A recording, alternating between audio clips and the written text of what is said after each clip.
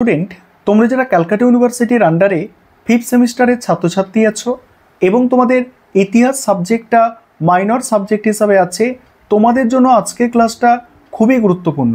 তোমরা যারা এমডিসি কোর্সের স্টুডেন্ট আছো এবং অনার্স কোর্সের স্টুডেন্ট আছো, তোমাদের ফিফথ সেমিস্টারে ইতিহাস মাইনরের সেকেন্ড যে পেপারটি পড়তে হবে অর্থাৎ MN4 পেপার, এই পেপারের 100% কমনযোগ্য সাজেশন নিয়ে আলোচনা করব।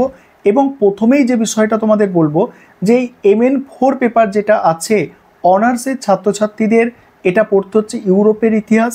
এবং তোমরা যারা এমডিসি কোর্সের ছাত্রছাত্রী আছো, তোমাদের MN4 পেপার অর্থাৎ সেকেন্ড পেপারটা হচ্ছে ভারতের ইতিহাস। সিলেবাসটা কি আছে একটু সংক্ষেপে শুনে নাও, তারপরে আমি তোমাদের সিলেবাস কি আছে সেটা দেখাবো এবং 100% কমনযোগ্য সাজেশন নিয়ে আলোচনা করব। প্রথমে তোমরা যারা এমডিসি কোর্সের স্টুডেন্ট আছো, তোমাদের সিলেবাসটা একটু প্রথমে শুনে নাও। দেখো, তোমাদের যে দুটি পেপার পড়তে হবে, প্রথম পেপারটির নাম হচ্ছে MN4। এই পেপারটি হচ্ছে হিস্ট্রি অফ ইন্ডিয়া 300 থেকে 750 এবং ওটা MN3 গেল, ঠিক আছে। MN3 হচ্ছে হিস্ট্রি অফ ইন্ডিয়া 300 থেকে 750 এমডিসি কোর্সের ছাত্রছাত্রীদের। এবং এমডিসি কোর্সের ছাত্রছাত্রীদের সেকেন্ড যে পেপারটি MN4 পেপার, সেটা হচ্ছে হিস্ট্রি অফ ইন্ডিয়া 1206 থেকে 1526, এটা হলো। এবং তোমরা যারা অনার্সের স্টুডেন্ট আছো, তোমাদের যে MN3 পেপার সেটা হচ্ছে ওই জেনারেলদের যেটা আছে হিস্ট্রি অফ ইন্ডিয়া 300 থেকে 750, এটা তো পড়তে হচ্ছে।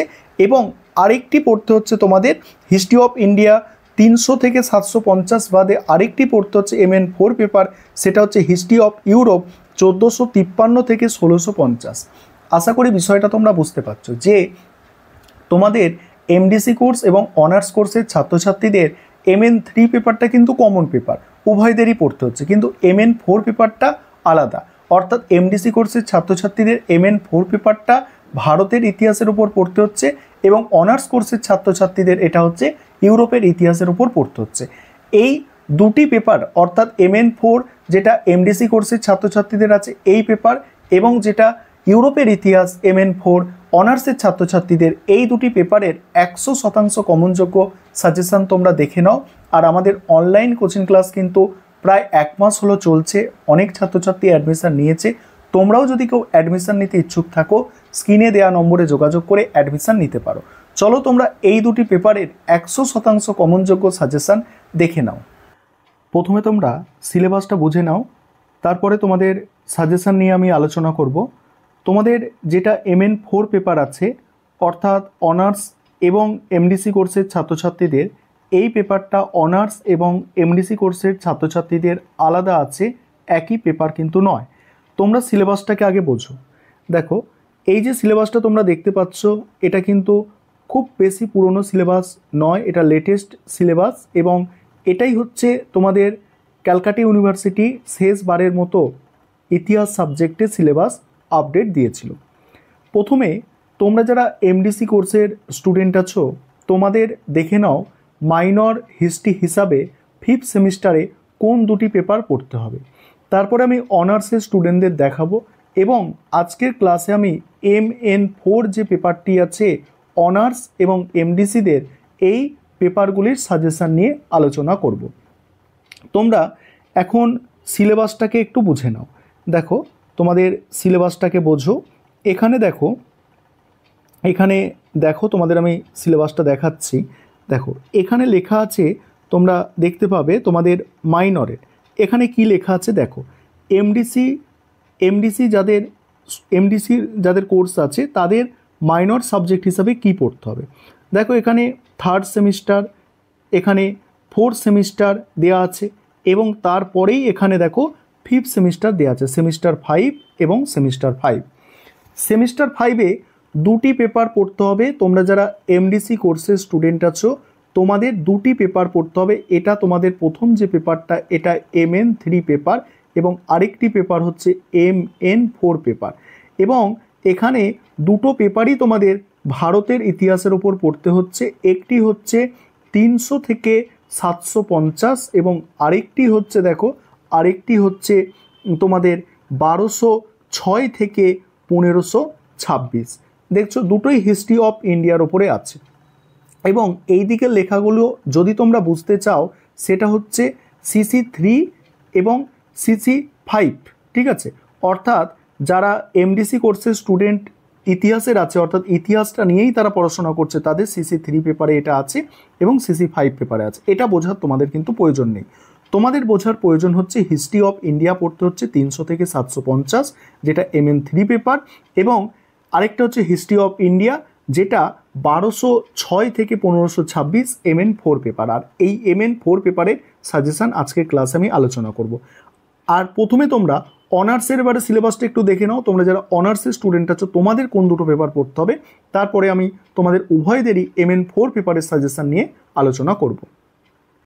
এবারে তোমরা যারা অনার্সের স্টুডেন্ট আছো তোমাদের কোন পেপারগুলো পড়তে হবে এবার তোমরা একটু বুঝে নাও। অর্থাৎ তোমাদের যাদের অন্য কোনো একটা সাবজেক্টে অনার্স আছে, ইতিহাসটা মাইনর সাবজেক্ট হিসাবে পড়তে হচ্ছে, তোমাদের যে দুটো পেপার পড়তে হচ্ছে দেখো, একটি হচ্ছে দেখো হিস্ট্রি অফ ইন্ডিয়া 300 থেকে 750, এটা পড়তে হচ্ছে, এটা MDC কোর্সের ছাত্রছাত্রীদেরও পড়তে হচ্ছে। এটা হচ্ছে কমন পেপার, তোমাদের যারা MDC কোর্সের স্টুডেন্ট আছো, অনার্স কোর্সের স্টুডেন্ট আছো, এটা তোমাদের হচ্ছে কমন পেপার।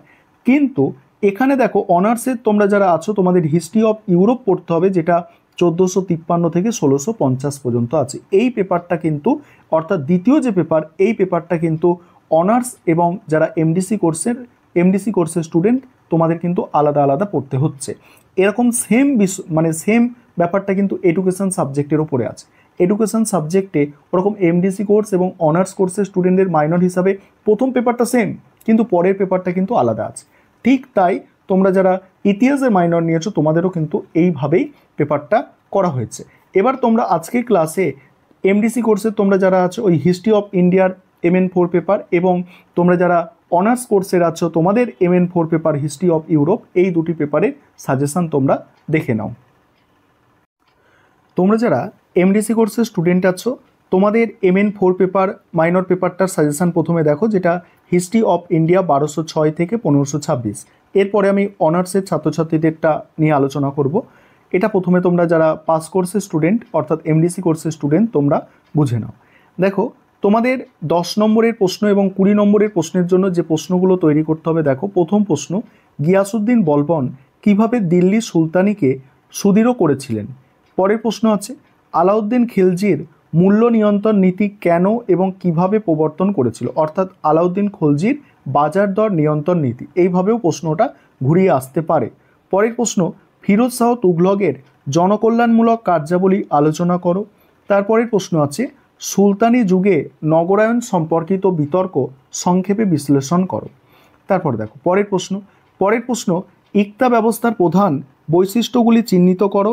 এটা কি জায়গিরদারি ব্যবস্থার পূর্বসূরি ছিল?